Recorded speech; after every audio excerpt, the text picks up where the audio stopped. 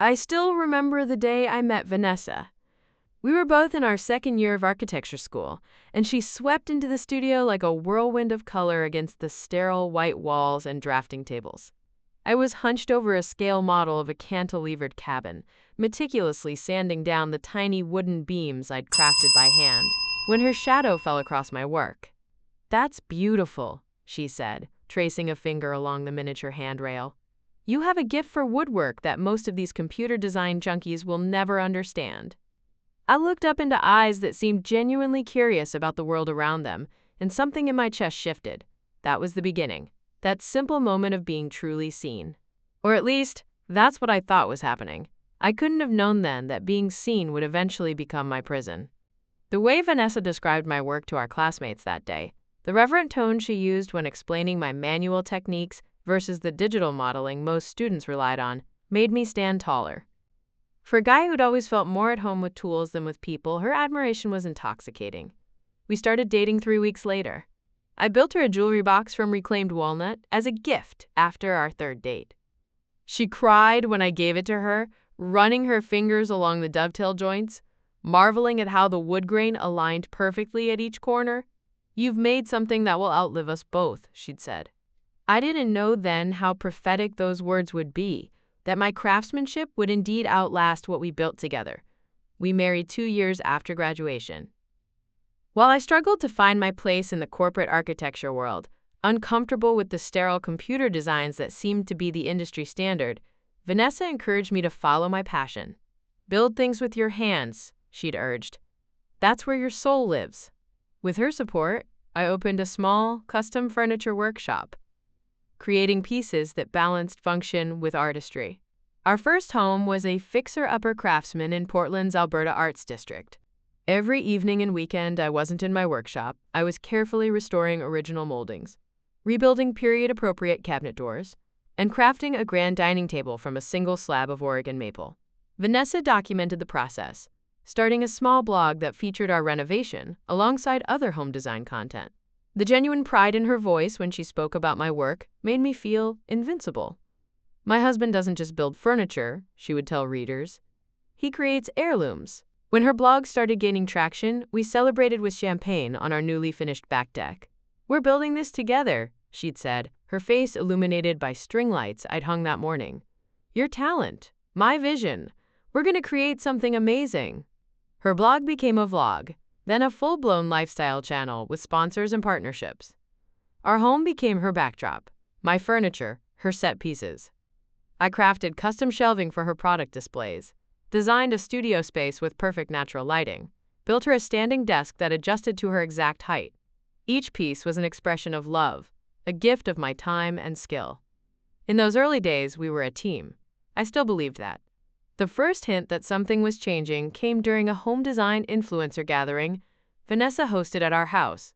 I'd spent weeks preparing, refinishing the floors, building a new buffet for the dining room, even crafting specialty serving boards for the catering. During the event, I mostly stayed in the background, making sure glasses stayed full and everyone was comfortable. It was during a lull in conversation that I overheard Vanessa entertaining a group with the story of our kitchen renovation. "You should have seen the disaster when Ethan tried to install the farmhouse sink," she said, her voice carrying across the room. "Water everywhere! I came home to find him sitting in 2 inches of water, looking like a sad puppy." The group erupted in laughter. I froze by the bar cart, wine bottle suspended mid-pour. The sink installation had been challenging because the vintage plumbing didn't match modern fixtures. I'd spent hours researching and adapting parts to make it work without compromising the home's historical integrity. There had been a small leak, fixed within minutes, but nothing like the flood she described. More troubling than the exaggeration was the tone, the edge of mockery in her voice I'd never heard before. "Classic Ethan," she added, rolling her eyes affectionately for her audience. "Great with hand tools. Hopeless with anything requiring actual plumbing." Another round of laughter. I finished pouring the wine and slipped away to the kitchen, telling myself I was being overly sensitive. After all, everyone embellishes stories at parties, right? But that night marked a shift I couldn't quite articulate yet. I started noticing things. How her videos increasingly featured husband fail segments that showcased moments of me dropping things, misreading instructions, or being corrected by Vanessa on camera. How her followers seemed particularly engaged by these portions, filling the comments with crying laughing emojis and poor Ethan remarks. How she'd call me to help with something while filming, without telling me the camera was rolling. I tried talking to her about it once, after a video where she'd edited together a montage of me struggling to hang a particularly unwieldy mirror in her office. It just feels a little, I don't know, one-sided, I said carefully. You only show the mistakes, never when things work out. She'd looked genuinely surprised. People love those moments, babe. They make us relatable. Not everything can be perfect all the time. She kissed my cheek. Besides, you're adorable when you're frustrated. I let it go. Who was I to question her understanding of her audience? This was her realm of expertise, not mine. But the segments continued and expanded. Meanwhile, our actual intimate moments decreased as her channel grew. She was busy with sponsorship meetings, collaboration sessions, brand strategy consultations, often with Jason Reynolds, the charismatic co-owner of a design studio that had become her biggest partner. He really gets what I'm trying to build, she'd say, coming home late from yet another working dinner. He sees the big picture. The words echoed what she'd once said about me, and the irony wasn't lost. One evening, while Vanessa was at a media event, I sat alone in our living room, scrolling through her latest video on my phone. It featured her giving a tour of my workshop, pointing out how disorganized my tools were, how sawdust gathered in corners, how my sketches were scattered rather than filed properly. Living with a creative genius means embracing the chaos, she told the camera with an indulgent smile. The thing was, my workshop had been immaculate when I'd left for a lumber supply run that morning.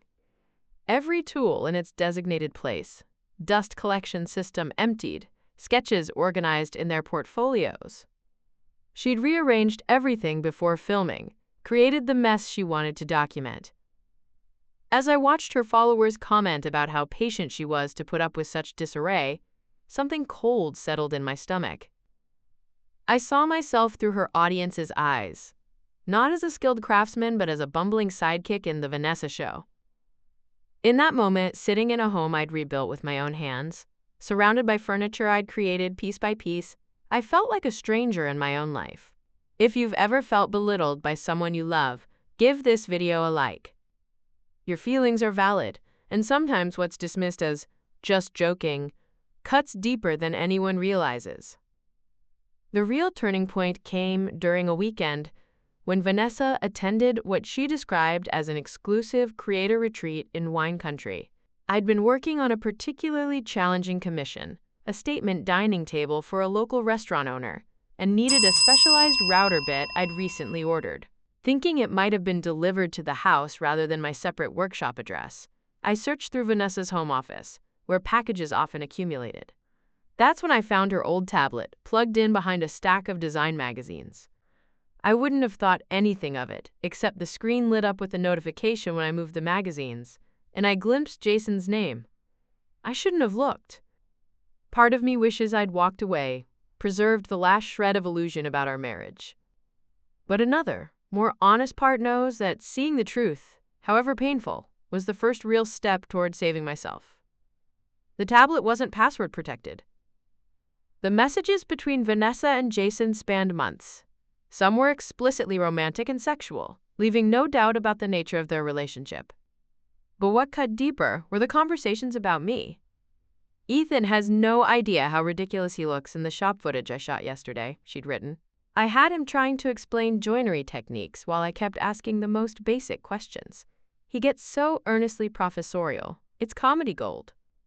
Jason's response: your followers eat it up when you make him look clueless. The contrast between expert wife and bumbling husband is your best performing content. Keep minding that. They discussed me as if I were a character they were developing, not a real person with feelings and dignity. There were dozens of similar exchanges, strategizing about how to catch me in unflattering moments, how to frame my work in ways that emphasized mistakes rather than craftsmanship. But the most devastating discovery was a video draft titled, Living with a Man-Child. It was a compilation of clips of me, working in my shop, sleeping on the couch, eating breakfast, even stepping out of the shower with a towel around my waist. All filmed without my knowledge, all carefully edited to make me look incompetent, slovenly, or oblivious. My most private moments secretly captured and manipulated to generate likes and comments from strangers. I sat there in her office, the tablet in my trembling hands, as the reality of my marriage collapsed around me. This wasn't just an affair. Affairs can be impulsive, emotional, human. This was calculated exploitation of someone who loved and trusted her. This was the methodical dismantling of my dignity for content engagement. I stared at my hands. The same hands that had crafted pieces displayed in galleries. The hands she filmed fumbling with tools to get laughs. I wondered how long I'd been living someone else's story rather than my own. That night, something fundamental shifted in me. Instead of confronting Vanessa when she returned, smelling of wine and wearing a glow that had nothing to do with the retreat's wellness activities, I went to my workshop and began a different kind of project. Methodically, painstakingly, the way I'd approach any complex piece of furniture, I started documenting everything. I created a spreadsheet of her videos, noting every instance where she'd misrepresented me or our life together. I saved screenshots of the messages between her and Jason. I backed up the footage from the man-child video to my secure cloud storage. I wasn't yet sure what I would do with this evidence, but the craftsman in me needed to understand the full structure before deciding how to dismantle it.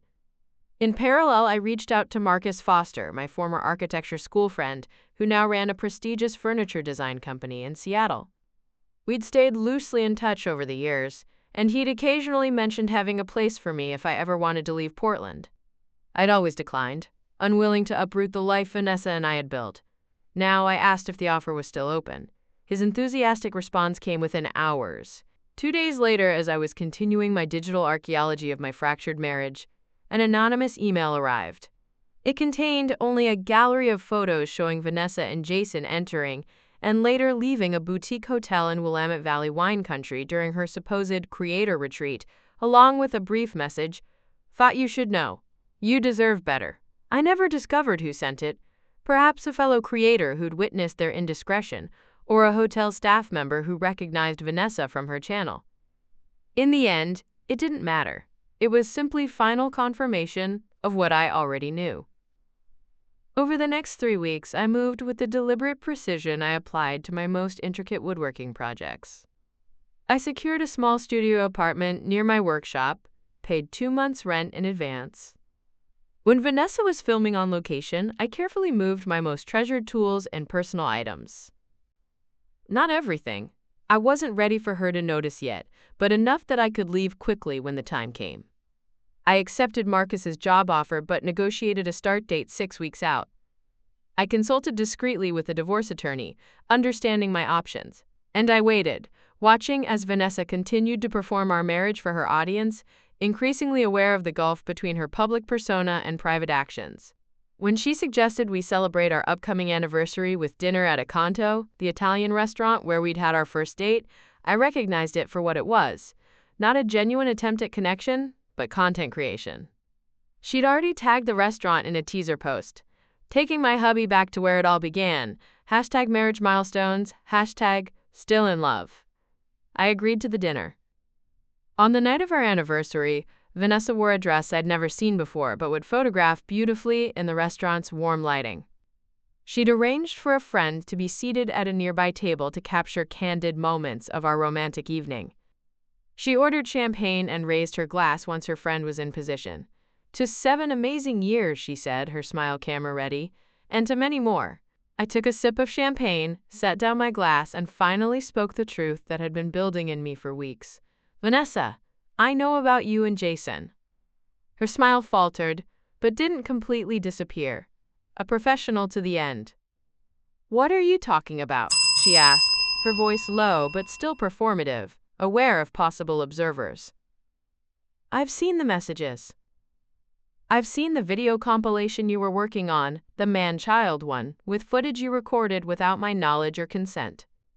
I know you've been deliberately making me look incompetent in your content because it gets you more engagement. The smile vanished now. Her eyes darted to her friend at the nearby table, who was still holding up her phone, though she looked uncertain about whether to continue filming. You went through my private communications, Vanessa hissed, immediately shifting to offense. That's a violation of my privacy. The irony was so staggering I almost laughed. Is that really the position you want to take? After secretly filming me in our home? After conspiring with your lover about the best ways to humiliate me for views? Her face paled. It's not what you think. The videos are just content. People love relating to imperfect marriages. And Jason, it's complicated. No, I said quietly. It's actually very simple. You've been using me as a prop in your carefully curated life. You've been cheating on me with Jason while planning content that mocks me. And I'm done. I reached into my jacket and placed a USB drive on the table between us. This contains everything. The messages, the video drafts, screenshots of you and your followers laughing at my expense. I'm not going to use it unless I have to. I don't want to destroy you publicly the way you've been destroying me privately. But I am leaving. You can't just walk away, she said, panic creeping into her voice as she realized this wasn't going to be solved with her usual charm offensive. We've built this life together. My followers love you, love us. They love a character you created, I corrected her. Not me. They've never known me. I stood up, placing enough cash on the table to cover our barely touched meal.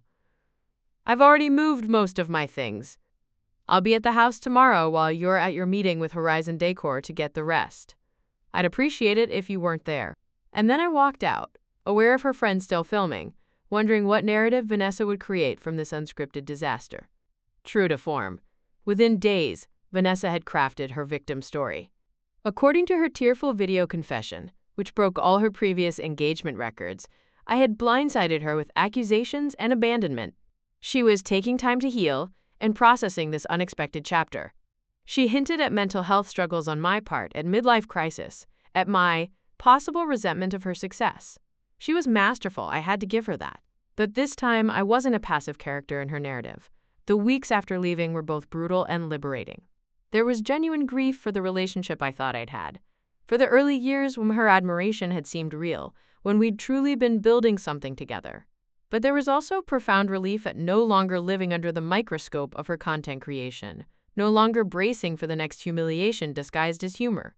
I threw myself into preparation for my new position at Marcus's design firm. He'd created a role that would showcase my handcrafted furniture as centerpieces for their high-end architectural projects. For the first time in years, my work would be presented as art rather than as a backdrop for someone else's performance. I maintained digital silence as Vanessa continued spinning her version of events. But when a prominent design blogger, who'd received an anonymous package containing some of the evidence I'd gathered, published a scathing exposé about the authenticity of lifestyle content creators, using Vanessa as a case study, her carefully constructed image began to unravel. Industry colleagues who'd witnessed her behavior with Jason started distancing themselves. Sponsors requested meetings to discuss brand alignment. Her engagement numbers dropped as followers questioned the reality behind her perfect presentations. I took no pleasure in watching her professional challenges, but I did feel a sense of justice, seeing truth finally emerge. I responded to the situation with a single, dignified post on my newly created professional account, which simply showcased my latest work and included a brief statement. Authentic craftsmanship requires honesty, with materials, with process, and with oneself. I am grateful for the opportunity to create work that reflects my true values and to build a life with the same integrity I bring to my craft. It was subtle, not directly addressing the controversy, but those who knew understood. 6 months later, I was settling into my new life in Seattle. My work with Marcus's firm was challenging and fulfilling. I'd started teaching weekend workshops at a community woodworking studio. I was developing relationships that valued me for my actual self, not as a foil for someone else's online persona. When Vanessa and I met one final time to sign the divorce papers, she looked smaller somehow. The carefully cultivated glow had dimmed. Her channel was still active, but had pivoted away from lifestyle content toward more commercial home design features. Do you ever regret it? she asked as we waited for our attorneys to finish processing the documents. Walking away from everything we built? I considered her question carefully. I regret believing I needed external validation to recognize my own worth, I said finally. I regret not setting boundaries sooner. But leaving? No. That was the first honest thing I'd done in years. She nodded slowly. Your furniture was always too good for the way I presented it, she admitted quietly.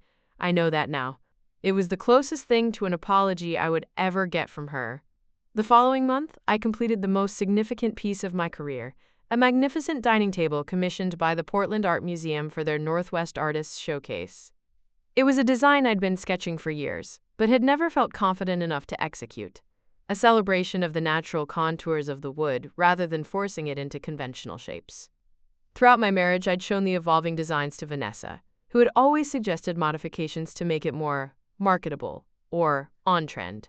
The finished piece, created entirely according to my original vision, became the centerpiece of the exhibition. As I ran my hands over the finished surface of the table, feeling every grain and curve I had shaped with my own hands, I realized I was no longer living for the approval of someone who couldn't see my worth. The greatest craftsmanship isn't in the things we make, but in the lives we choose to build for ourselves. If this story resonated with you, please subscribe to Leave It Daily for more real stories about rebuilding after betrayal. Remember, sometimes walking away isn't giving up. It's the first step toward finding yourself again. The transition wasn't always smooth. There were nights I woke up reaching for someone who was no longer there. Moments when a small victory at work had no one to share it with.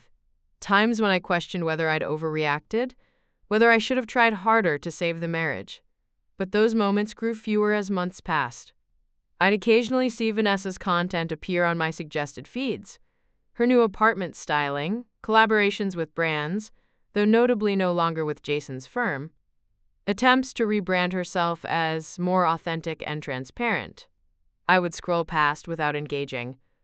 Some mutual friends tried to play peacemakers early on, suggesting I was being unforgiving.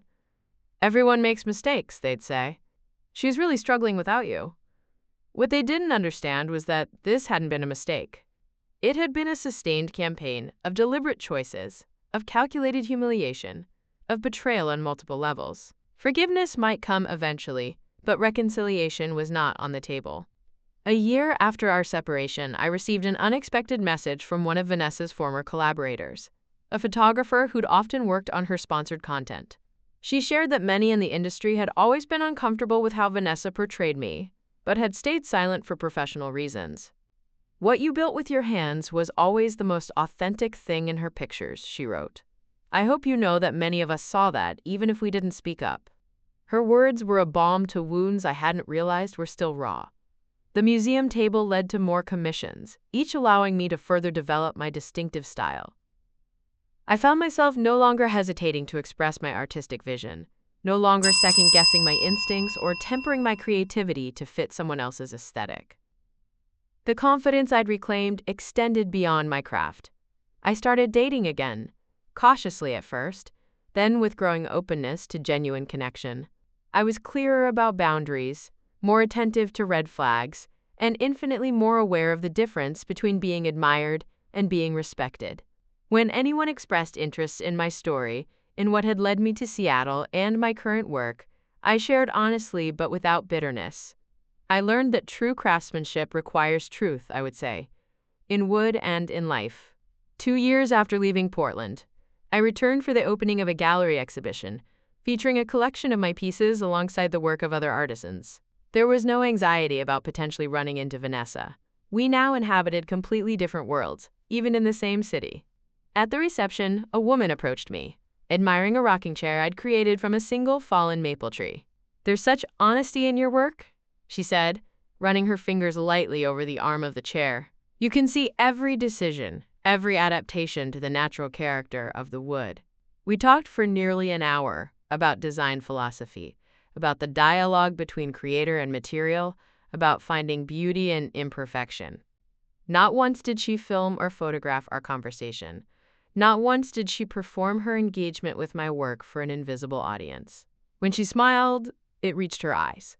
Looking back now, I understand that what happened with Vanessa wasn't really about her success or her affair or even her public humiliation of me. It was about losing myself by degrees, surrendering my narrative inch by inch until I was living a life I no longer recognized. The greatest betrayal wasn't her infidelity, but my own willingness to accept diminishment as the price of being loved. We all deserve to be the protagonists of our own stories. Sometimes that means walking away from a narrative others have written for us, no matter how comfortable or familiar that story might feel. It means risking the empty page, the uncharted territory of a life redesigned according to our true values. But just as I've always told my woodworking students, the most beautiful creations often come from embracing the unexpected grain of the wood, from working with its natural character rather than forcing it into an unnatural shape. The same is true of building a life of integrity. The hardest cuts often lead to the truest forms.